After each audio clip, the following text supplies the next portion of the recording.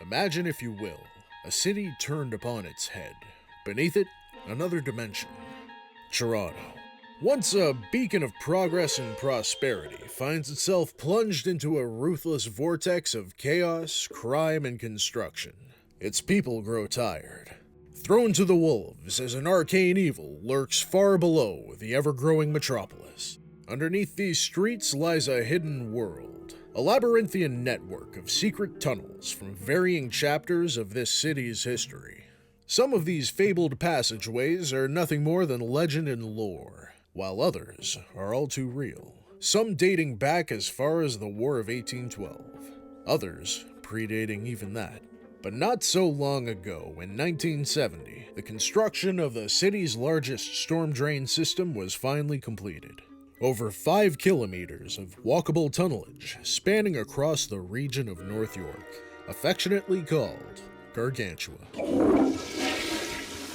While not officially open to the public, Gargantua attracts the attention of urban explorers from far and wide, individuals fascinated by the forgotten corners of the modern world. At its widest point, these passages are over 4 meters wide, plenty of room for a group of travelers on foot or bike. Urban explorers describe this dungeon-esque lair as having a mind of its own, playing tricks upon the psyche, and rapidly fluctuating in both temperature and air quality. As a result, in the half-century since its construction, these tunnels have spawned their fair share of local legends and myths. Some stories speak of odd disappearances and strange creatures in the darkened depths.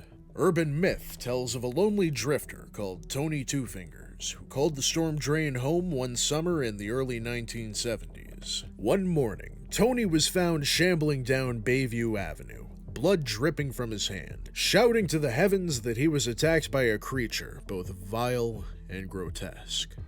He claimed that he was sleeping in his makeshift hut, not far from the entrance of the drainpipe, when he awoke to something chomping on his hand.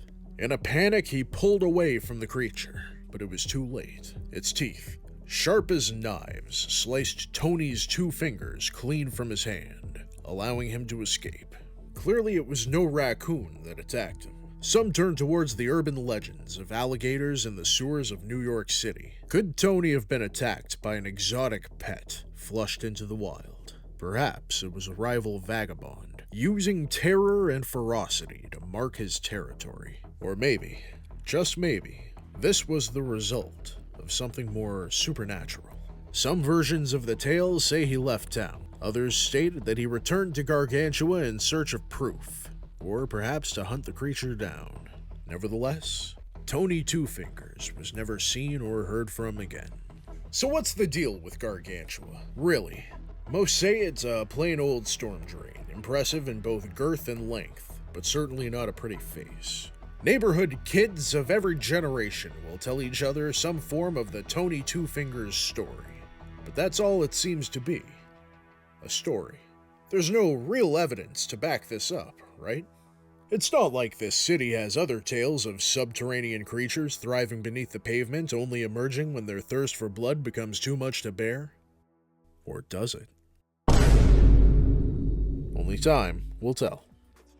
We'll be back next week with a hot new episode about the Cabbagetown Tunnel Monster. Don't forget to like and subscribe.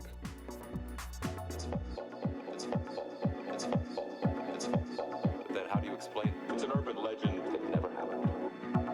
It's false.